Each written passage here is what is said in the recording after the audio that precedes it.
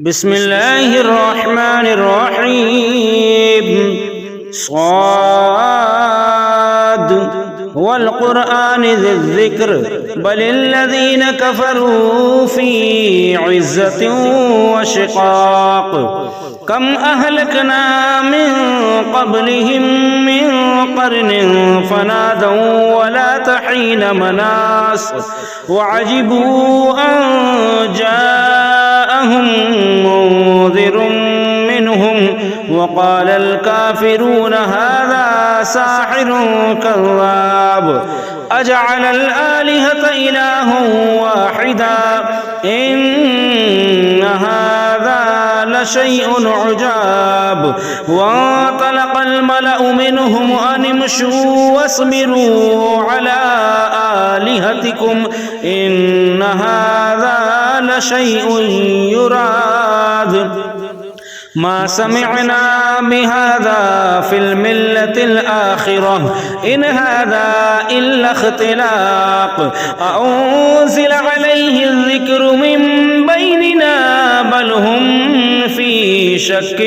من ذكري بل لما يذوقوا عذاب أم عندهم خزائن رحمة ربك العزيز الوهاب أم لهم ملك السماوات والأرض وما بينهما فليرتقوا في الأسباب جند ما هنالك مهزوم من الأحزاب جند ما هنالك مهزوم من الأحزاب كذبت قبلهم قوم نوح وعاد وفرعون ذو الأوتاد وثمود قوم لوط وأصحاب الأيكة أولئك الأحزاب إن كل إلا كذب الرسل فحق عقاب وما ينظر هؤلاء إلا صيحة واحدة ما لها من فواق وقالوا ربنا عجل لنا قطنا قبل يوم الحساب اصبر على ما يقولون واذكر عبدنا داود ذا الأيد إنه أواب إنا سخرنا الجبال معه يسبحن بالعشي والإشراق والطير محشورة كل له أواب وشددنا ملكه وآتيناه الحكمة وفصل الخطاب وهل أتاك نبأ الخصم إذ تسوروا المحراب إذ دخلوا على داود ففزع منهم قالوا لا تخف خصمان بغى بعضنا على بعض فاحكم بيننا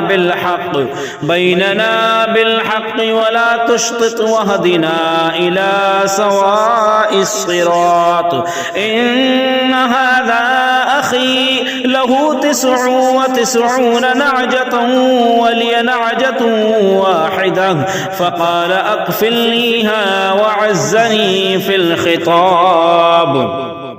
قال لقد ظلمك بسؤال نعجتك إلى نعاجه وإن كثيرا من الخلطاء ليبغي بعضهم على بعض إلا الذين آمنوا وعملوا الصالحات وقليل ما هم وظن داود أنما فتناه فاستغفر ربه وخر راكعا وأناب فغفرنا له ذلك وإن له عندنا لزلفى وحسن مآب يا داود إنا جعلناك خليفة في الأرض فاحكم بين الناس بالحق ولا تتبع الهوى فيضلك عن سبيل الله إن الذين يضلون عن سبيل الله لهم عذاب شديد بما نسوا يوم الحساب وما خلقنا السماء والأرض وما بينهما وما خلقنا السماء والأرض وما بينهما باطلا ذلك ظن الذين كفروا فويل للذين كفروا من النار أم نجعل الذين آمنوا وعملوا الصالحات كالمفسدين في الأرض أم نجعل المتقين كالفجار كتاب أنزلناه إليك مبارك ليدبروا آياته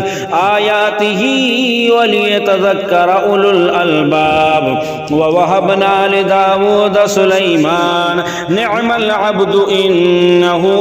أواب إذ عرض عليه بالعشي السافنات الجياد فقال إني أحببت حب الخير عن ذكر ربي حتى توارت بالحجاب ردوها علي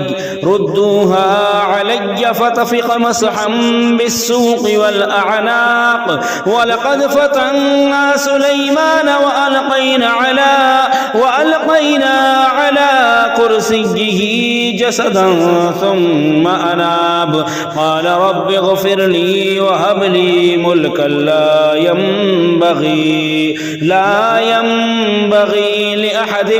من بعدي إنك أنت الوهاب فسخرنا له الريح تجري بأمره رخاء حيث أصاب والشياطين كل بناء وغواص وآخرين مقرنين في الأسفاد هذا عطاؤنا فامن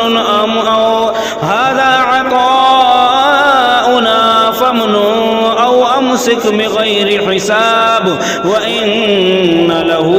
عندنا لزلفى وحسن مآب واذكر عبدنا أيوب إذ نادى ربه أني مسني الشيطان بنصب وعذاب ارقد برجلك هذا مغتسل بارد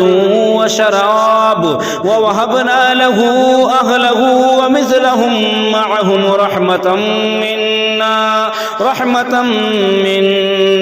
وذكرى لأولي الألباب وخذ بيدك ضغثا فاضرب به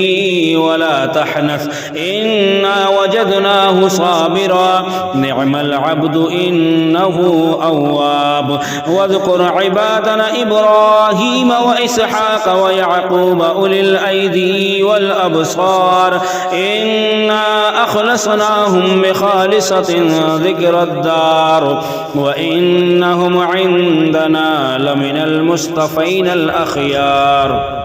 واذكر إسماعيل واليسع وذا الكفل وكل من الأخيار هذا ذكر وإن للمتقين لحسن مآب جنات عدن مفتحة لهم الأبواب متكئين فيها يدعون فيها بفاكهة كثيرة وشراب وعندهم قاصرات الطرف أتراب هذا ما توعد ليوم الحساب إن هذا لرزقنا ما له من نفاد هذا وإن للطاغين لشر مآب جهنم يصلونها فبئس المهاد هذا فليذوقوه حميم وغساق وآخر من شكله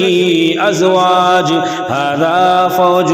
مقتحم معكم لا مرحبا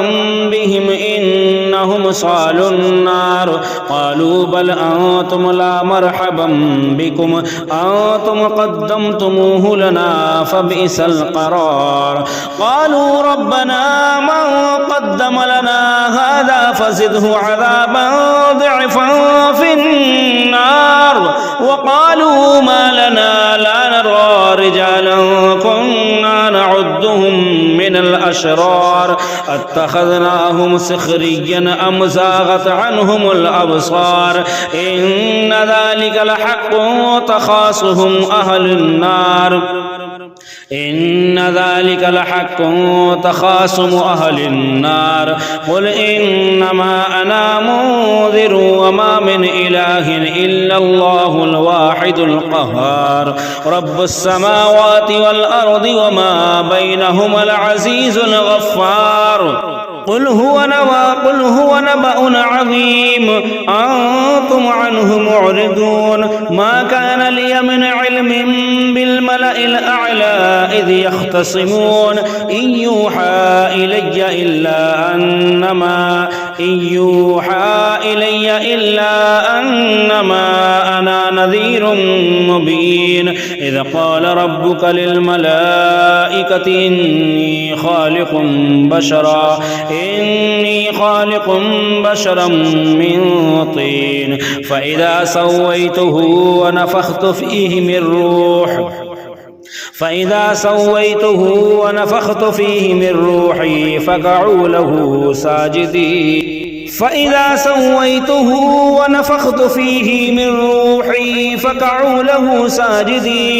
فإذا سويته ونفخت فيه من روحي فقعوا له ساجدين فسجد الملائكة كلهم أجمعون إلا إبليس استكبر وكان من الكافرين قال يا إبليس ما منعك أن تسجد لما خلقت بيدي أستكبرت أم كنت من العالين قال أنا خير منه خلقتني من نار وخلقته من طين قال فاخرج منها فإنك رجيم وإن عليك لعنتي إلى يوم الدين قال رب فأنذرني إلى يوم يبعثون قال فإنك من المنذرين إلى يوم الوقت المعلوم قال فبعزتك لأغوينهم أجمعين إلا عبادك منهم المخلصين قال فالحق والحق أقول لأملأن جهنم منك وممن تبعك منهم أجمعين قل ما أسألكم عليه من أجر وما أنا من المتكلفين إن هو إلا ذكر للعالمين ولتعلمن نبأه بعد حين صدق الله العظيم